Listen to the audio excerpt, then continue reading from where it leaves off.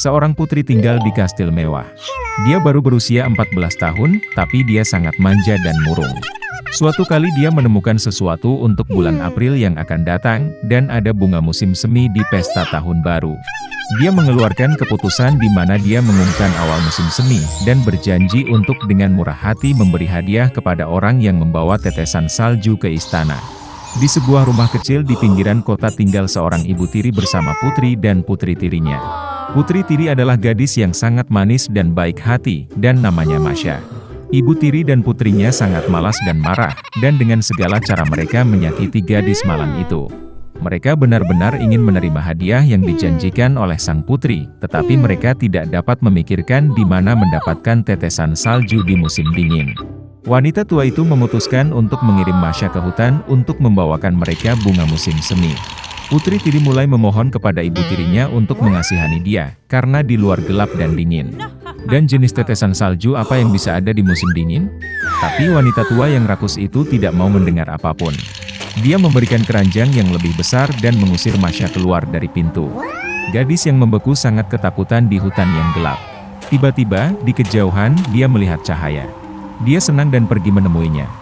Ternyata itu adalah kobaran api besar, dan 12 orang menghangatkan diri di sekitarnya.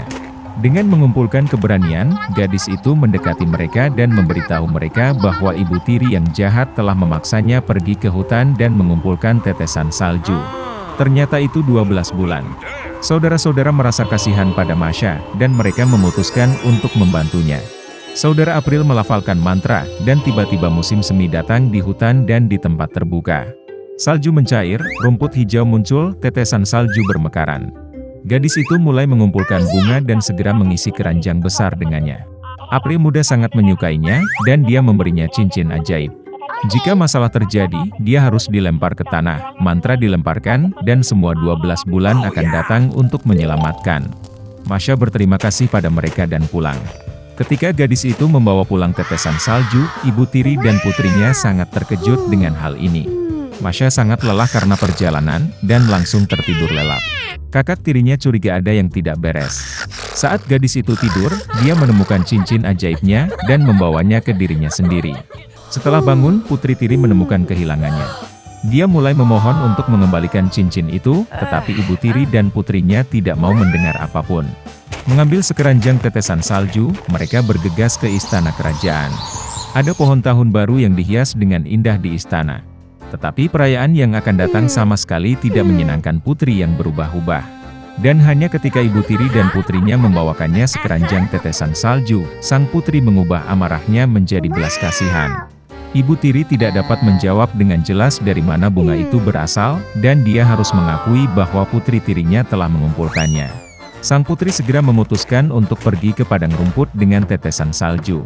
Dalam perjalanan, dia memandangi Masha yang malang, sehingga dia akan menunjukkan padanya tempat dia memetik bunga. Gadis itu berkata dia akan menunjukkannya, tetapi hanya jika cincin itu dikembalikan padanya. Dari sikap kurang ajar tersebut, sang putri marah dan membuang cincin itu. Tapi putri tiri berhasil membaca mantra. Segera angin kencang bertiup, guntur bergemuruh, dedaunan jatuh dan salju mulai turun. Orang tua Januari muncul di hadapan mereka. Dia mengundang semua orang untuk membuat satu keinginan. Karena takut, sang putri ingin berada di istana secepat mungkin.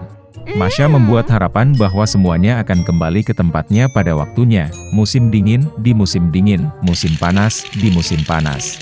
Ibu tiri dan putrinya begitu beku sehingga mereka menginginkan mantel bulu dari bulu apapun, bahkan dari seekor anjing. Mengatakan ini, wanita rakus segera berubah menjadi anjing. Mereka diikat ke kereta luncur di mana sang putri akan pergi ke istana. Masha berterima kasih kepada saudara-saudara atas bantuan mereka. Mereka berjanji untuk mengubah ibu tiri dan putrinya kembali menjadi manusia, tetapi hanya jika mereka patuh. Berbulan-bulan memberi gadis itu kereta luncur besar yang indah, yang diikat oleh kuda lincah. Melihat mereka, sang putri meminta tumpangan ke istana. Ini adalah pertama kalinya dalam hidupnya sang putri mengucapkan kata tolong. Dan Masha dengan senang hati setuju. Suatu ketika ada seorang gadis kecil. Namanya Heidi. Orang tua Heidi meninggal dan dia dirawat oleh bibi Dete. Tetapi suatu hari dia harus membawa gadis itu kepada kakeknya. Dia tidak banyak bicara, karena dia tinggal di sebuah rumah kecil di pegunungan. Bibi mendapatkan pekerjaan di kota lain, jadi dia harus meninggalkan gadis itu bersama kakeknya untuk sementara waktu. Kakek pegunungan Alpen terbiasa hidup sendiri jauh dari manusia. Karena itu, dia sangat senang dengan cucunya, tapi tidak tahu bagaimana cara menunjukkannya. Orang tua itu mengatur untuknya sebuah kamar kecil di loteng. Heidi jatuh cinta pada kakeknya pada pandangan pertama. Kehidupan indah di pegunungan dimulai untuknya. Sehari setelah kedatangannya, Heidi bertemu dengan anjing besar kakeknya. Dia menghabiskan seluruh waktu luangnya bersamanya. Suatu hari, saat mengajak anjing berjalan-jalan melewati bukit, dia bertemu dengan gembala Peter, yang sedang menggembalakan domba di padang rumput. Anak-anak menjadi teman, dan Peter mulai mengajak Heidi berjalan-jalan di pegunungan. Berjudi seharian, Heidi merasa sangat senang. Pada saat yang sama, dia tidak pernah melupakan kakeknya, dan dalam segala hal dia membantunya di sekitar rumah. Salah satu hal favoritnya adalah memanggang roti. Heidi membawanya ke ibu Peter, dan dia, sebagai gantinya, memberi gadis itu susu kambing segar. Musim panas telah usai dan musim dingin telah tiba. Peter mulai pergi ke sekolah. Tapi Heidi masih terlalu muda untuk bersekolah. Oleh karena itu, Bibi DT kembali untuknya untuk membawa gadis itu ke kota dan mengajarinya di rumah setelah bekerja.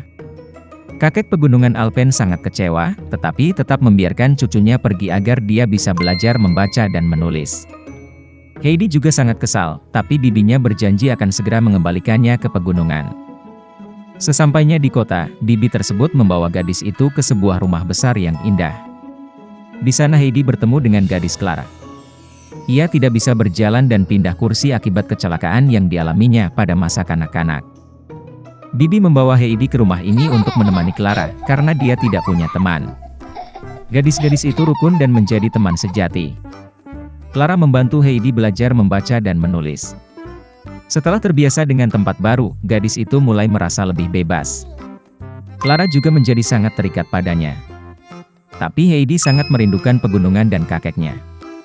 Dia memiliki semua yang bisa diimpikan, tetapi dia merasa seperti berada di dalam sangkar emas. Dia bahkan berhenti makan. Bibi DT segera mengerti mengapa keponakannya sedih. Dan saya memutuskan untuk mengirimnya kembali ke kakeknya. Clara sangat kesal karena Heidi harus pergi. Tetapi bibinya berjanji bahwa Clara akan bisa datang mengunjungi Heidi tahun depan. Setahun kemudian, Clara datang ke Heidi. Dia bertemu Peter dan anak-anak menjadi teman baik. Mereka banyak berjalan di pegunungan, menghirup udara segar, dan makan makanan alami. Tapi setelah beberapa saat, Peter mulai khawatir Heidi akan pergi lagi bersama Clara ke kota. Dan suatu hari dia melemparkan kursi roda Clara dari tebing. Dia pikir ini akan menyelesaikan semua masalah. Namun ternyata tanpa kursi roda dan berkat segarnya udara pegunungan, Clara menjadi jauh lebih kuat. Dan setelah beberapa saat dia bisa berjalan sama sekali. Bibi DT tidak bisa mempercayai matanya. Dan Peter merasa sangat malu dengan tindakannya.